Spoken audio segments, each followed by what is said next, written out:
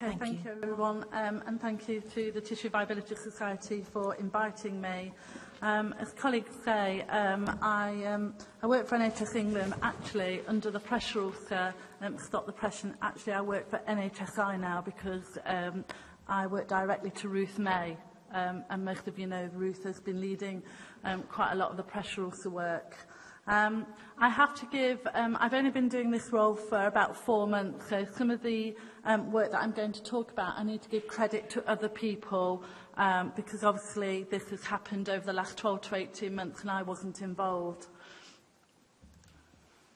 Everyone kind of knows the facts and figures about pressure ulcers, so I'm not going to dwell on those too much, but it's still being reported that our patients, there are a high number of our patients with pressure ulcers, as spoken about in the previous presentation, and 6,000 patients do have, there are 6,000 pressure ulcers newly acquired in hospital each month. So pressure ulcers are painful, are costly, and are not nice, as we know. So I'm going to tell you a bit about the work that we've been doing.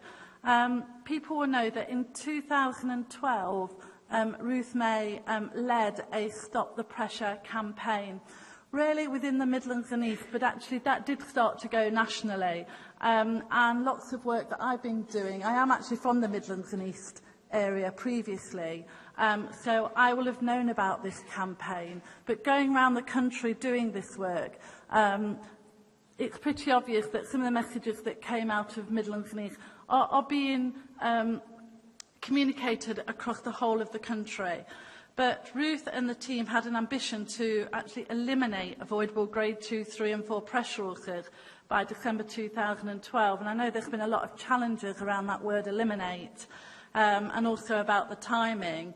But some of the great work they did was raise the profile of pressure ulcer prevention and treatment, but also get it as part of a sequin and also as part of the safety thermometer. So for all its challenges that it had, I think what it did do was raise the profile of pressure ulcer prevention and treatment nationally. And they did set an ambition at that time. And what I'm going to tell you at the moment is some of the results that we've had more recently regarding the work that people like yourself have been driving within your organisations around pressure ulcer prevention. So there's some of the tools that were used, and also you'll all be aware of the Stop the Pressure game that has been used quite widely. Just to say that we're actually updating that game, and we are looking at the moment at an interactive online learning aid. So even though that was the right thing at the time in 2012, we are mindful that that needs refreshing and we need to do some further work. So as part of Stop the Pressure, we are updating some of these tools. So really, let's kind of get down to what the results are telling us. We have to take, at the moment, the results from the safety thermometer. And I know that people in the room will groan about the safety thermometer, and I totally understand that. But it's the only consistent measure that we have across the country at the moment that we can look at the results. In a moment, I'm going to talk about some of the economics work that we've been doing with Monitor. And as part of that economics work, we started off looking at prevalence used in the safety thermometer, but we were quite understandably challenged by colleagues about looking at incidents. So we went back to that work and reviewed it in relation to incidents rather than prevalence. But I have to say, it has been really, really difficult finding incident numbers that are consistent across organisations that we can then measure like for like. And spending a lot of time reading different papers, visiting organisations, everyone reports and records differently. So hence why we've had to use the safety thermometer at the moment for some of these results. So pressure ulcers in all settings. So this is both hospital settings, community settings, even in homes. And we have seen that there's been a reduction of 29.5% of pressure ulcers in all settings, and this is since July 2012. Some people will say, well, the safety thermometer started in April 2012, and if you look at some of the charts from April, you actually see quite a fall, but actually it wasn't consistently used across across the country. So we've had to not use those results really because it was so variable, but we've gone with July. So from July 2012 till these actually take us up to January 2016. There's been a 29.5% fall in pressure ulcers in all settings. We have broken it down into acute settings and also into to non-acute settings. And actually, patients with any pressure ulcer in acute settings has reduced by 17%. And as you can see from here, actually those changes particularly occurred in September 13 and June 15. So that demonstrates actually that things are still happening. Because one of the things that I was interested from this data was that actually had we plateaued over the last 12 to 18 months, because there was a big campaign in 2012, taking us into 2013, and had things started to plateau out. But actually in this particular result we saw a step improvement in June 2015. The proportion of new pressure ulcers, so those are patients that got pressure ulcers whilst they're in hospital, actually reduced by 33.3%. And as you can see here, again, a step change in June 2013 and June of last year. So we have seen a reduction in acute settings. We were interested in the Midlands and East data, and this was because the campaign had started within the Midlands and East. It wasn't about the other regions at all, it was just to understand had they made a difference. And actually, they have noticed a 45% reduction in the number of new pressure ulcers, grade 2 and above, between April 2012 and September 2015. So again, some of the tools that they had advocated and promoted appear to have made a difference.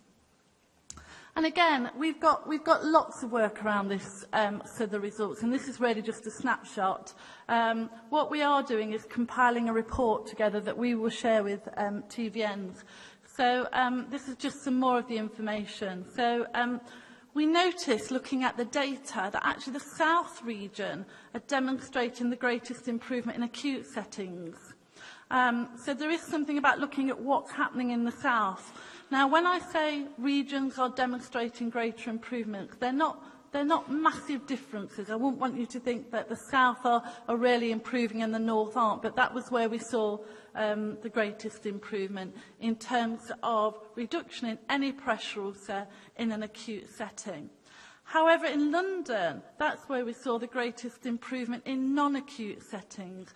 Remember when I said about non-acute settings, this is kind of in community hospitals, in care homes. They've actually seen the greatest reduction there, and actually seen a 40.3% reduction with any pressure ulcer and a 26.1% reduction of patients with a new pressure ulcer. I've also been able to extrapolate some figures in terms of the individual grades from the safety thermometer. So we've actually seen that grade 2s have reduced by 22%, grade 3s have reduced by 8%, and grade 4s by 14%. But what we have noticed by looking at the data, and as I say, we're still looking at it in detail, is that we are starting to see a plateau. So that goes back to my point of that we did see quite a lot of improvements at the beginning of the campaign, but it appears to be plateauing out now. But also we're seeing variation in organisations. So even in my own region, I can see quite a difference in performance between two trusts that are almost side by side. So there is that variation across organisations. So that's a little bit about kind of the results. I just wanted to tell you a little bit about the work that we've been doing. We have, over the last 12 months, been concentrating on work in care homes, and you'll have heard about the phosphor study and the React to Red. The other thing that you may be mindful of and you may come aware of is a study that we've been doing in Nottinghamshire. And this really kind of it's a similar but not the same as some of the work that we've just had in the previous presentation. And actually what we've done is we've been working, our academic health science in the East Midlands have been working with the Maastricht University in Holland. And they chose to look at pressure ulcers and incontinence. And that's some very quick information there in terms of this study did a one-day audit looking at 30 care homes in Nottinghamshire, Derbyshire, and they actually did an extensive audit of pressure ulcer and continence within this care home. And I quickly just wanted to share some of the results with that. And it's a presentation on its own, so apologies that I'm doing kind of a run through this, because it is a presentation on its own. But these were the kind of information they gave us. But what it demonstrated actually was that of the patients they did assess, and this was a very thorough, looking at the skin, it took them a whole day to do the audit, that 82% were at high risk.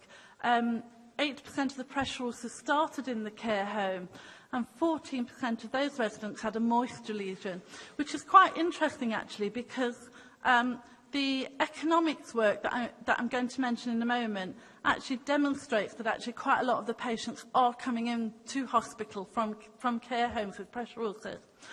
But the beauty of this work is that you can actually benchmark yourself. Now, it does say hospitals here, and that's because in the Netherlands and other areas, they count care home patients as hospitals. But what this slide actually demonstrates is that we're not an outlier in terms of the UK, because what we did was we did this very extensive audit. We then submitted our data to Maastricht University. Then they then interrogated it, and then they told us where we were benchmarking against these other countries.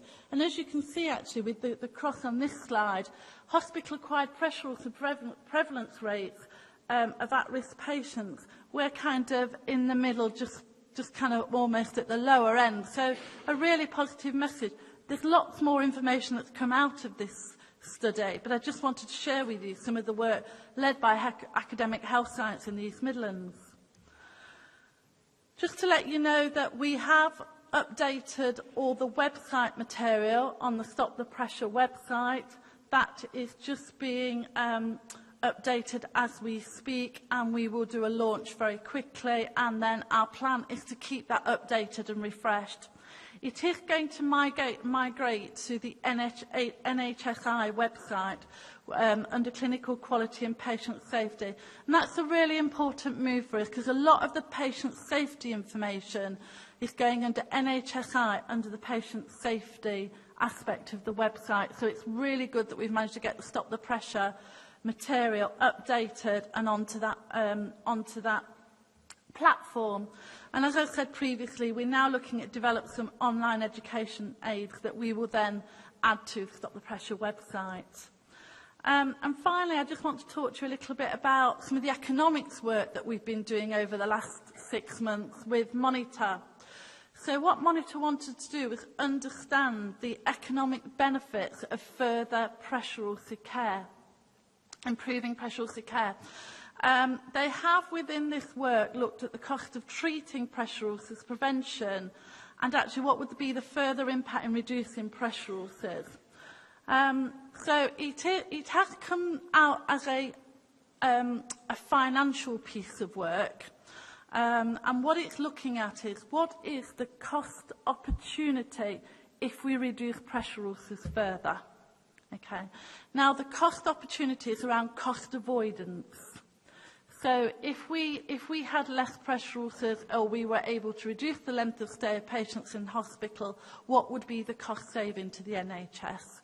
And it's been done as part of the Closing the Gap publication. So as spoken to at the very beginning of this conference, the NHS has got quite a large funding gap, and Ruth asked the economics team to look at the opportunities regarding pressure ulcer prevention if we did some more further work in terms of Raise the Campaign. That is going to be released in spring 2016, which is any day now.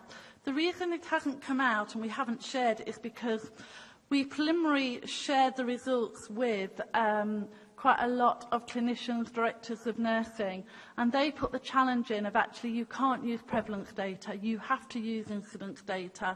So we've spent the last few weeks going back looking for and have managed to obtain incidence data, and because we've got that, we're now remodelling that work. So that's the only reason that is going to be a little bit later than we'd anticipated, which actually shows that we presented the work, we listened to colleagues who have put quite a lot of challenge into us, and we've gone back and remodelled accordingly. But that will be released very soon.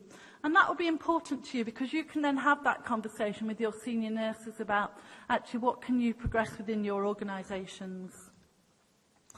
And the other thing that we've been doing over kind of the last 12 months is really doing some work with our students. So if there's any students in the audience, they may be interested in this. There's been a lot of work around the student campaign, and this started with a tweet. So a student nurse actually tweeted Ruth May to say that the training that around pressure ulcer prevention within her student nurse training was quite minimal. And she was mindful that there was a big campaign, but actually she wasn't getting that information. And so there was a dialogue between Charlie and Ruth, and actually as a consequence of that, they together developed a student conference in Lincoln. And there was over 500 delegates at that conference, predominantly students. And from that now, we've actually had 6 student conferences with over 2,000 students attending Stop the Pressure events. Because actually, as you would say, we see these are the workforce of the future, and these can help to change the culture and behaviours around pressure ulcer management. So if there's any students in the audience who are willing to drive those conferences, please speak to me, because we will support you, because they have been just absolutely great events with some fantastic enthusiasm. And from that, students have started to develop their own tools. So they've actually developed, which for me who can't say S's, S-skins, which is some simple steps that they can use within their clinical practice. And we feel that they're starting to become our change champions for the future. Thank you.